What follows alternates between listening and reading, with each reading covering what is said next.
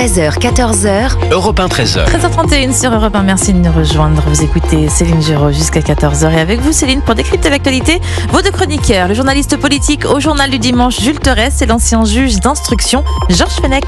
Et vous, chers auditeurs d'Europe 1, jusqu'à 14h avec nous pour décrypter cette actualité. J'avais envie de revenir justement sur cette première polémique du gouvernement Bayrou qui concerne le Rassemblement national. On va écouter François Rebsamen, le ministre de l'Aménagement du territoire.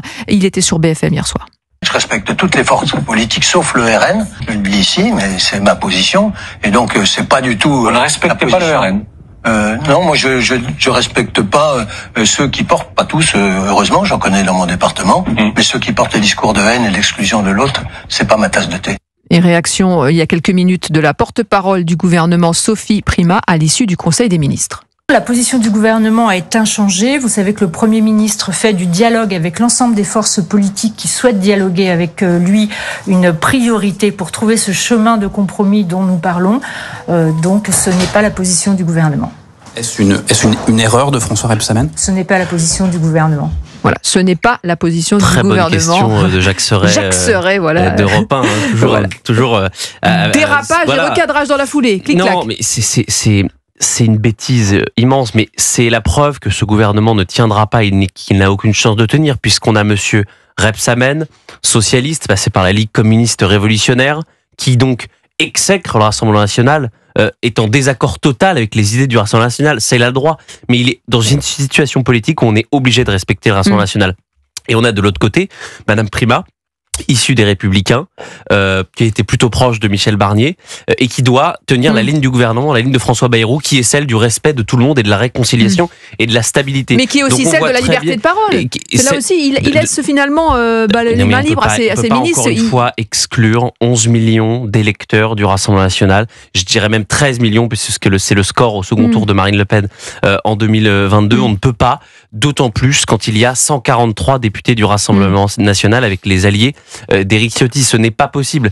Monsieur Rebsamen, il n'a pas de majorité. C'est un ancien socialiste. Il y a 70 socialistes et sa majorité, puisqu'il a rejoint la majorité présidentielle, n'a pas de majorité. Donc, à un moment donné, on ne peut pas taper en permanence sur des oppositions avec des arguments qui, en plus, honnêtement, ressemblent à touche pas à mon pote, c'est-à-dire que l'exclusion de l'autre, enfin, ça suffit, quoi. Il parle comme Malek Bouti parlait en 1980 quand il lançait SOS Racisme. Ce n'est pas possible. Georges Fenech, c'est une maladresse selon vous? Alors, c'était calculé. Je pense, hein. C'est pas une maladresse. Et pardon, mon cher Jules, ça n'est pas une bêtise non plus. C'est une faute politique.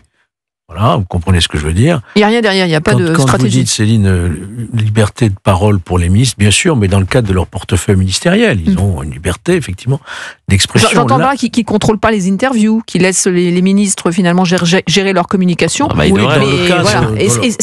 conséquences, c'est aussi ça, les dommages collatéraux, c'est ce genre de dérapage. Oui, vous avez raison, mais en plus, si vous voulez, là, il sort de son rôle, et il prend une position politicienne, qui correspond à une exclusion d'une partie des Français, du corps électoral et des élus de la nation qui sont dans l'hémicycle. Un ministre ne devrait pas dire ça. Ouais. Et moi, je ne suis pas satisfait complètement de la réponse qui a été donnée par la porte-parole du gouvernement. Vous trouvez que c'est quoi? Que c'est trop court, que c'est trop juste? C'est pas le fait dont acte le gouvernement n'est pas sur cette ligne, ça ne suffit pas. Qu'est-ce qu'on fait maintenant? Est-ce qu'on représente ses regrets, ses excuses? Est-ce qu'on révoque le ministre en question? Est-ce qu'on l'appelle à faire amende honorable? On ne peut pas rester comme ça en suspens. Souvenez-vous de ce qu'avait fait Michel Barnier lorsque Antoine Armand, le ministre de l'économie, 3 jours après sa nomination, avait dit dans une matinale sur France Inter que le RN n'appartenait pas à l'arc républicain. Michel Barnier, il avait obligé son ministre à faire un communiqué pour dire qu'il s'excusait. Et en plus de cela, il avait appelé Marine Le Pen téléphone à téléphone pour lui dire qu'il s'en excusait et que ce n'était pas la ligne du gouvernement. Oui, mais à l'époque, le gouvernement était sous le... il est toujours sous le joug du Rassemblement national, ce gouvernement. On voit bien qu'avec le Parti Socialiste, là, c'est très compliqué. Donc Marine Le Pen, elle détient encore plus ou moins les clés de la prochaine motion de censure. Donc on voit très bien que là, il y a une différence aussi dans le traitement.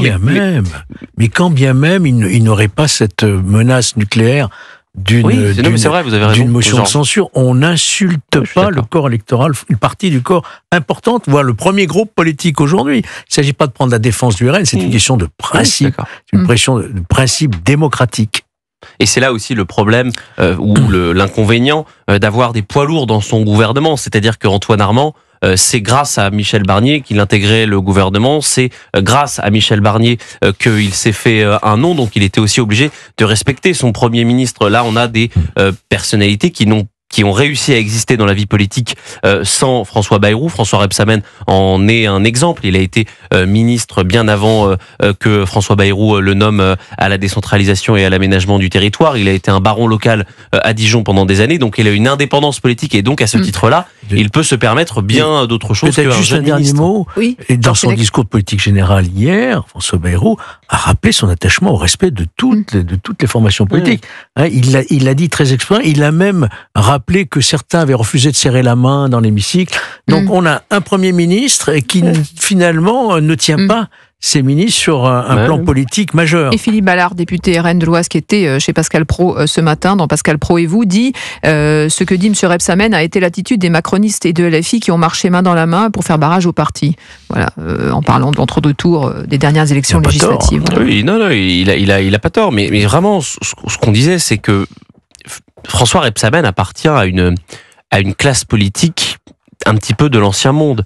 C'est c'est un socialiste, il est encarté, je crois, depuis 45 ans. Et donc, évidemment, le Rassemblement national, dans son corpus, en tout cas dans la vision qu'il a de la politique, il n'existe pas. Et c'est-à-dire que François Rebsamen, quand il était parlementaire, le Rassemblement national n'existait pas. Sauf qu'aujourd'hui, la donne, elle est un petit peu, elle est un petit peu inverse. Le Rassemblement national est le premier groupe à l'Assemblée nationale et il ne peut pas faire comme si cela n'existait pas.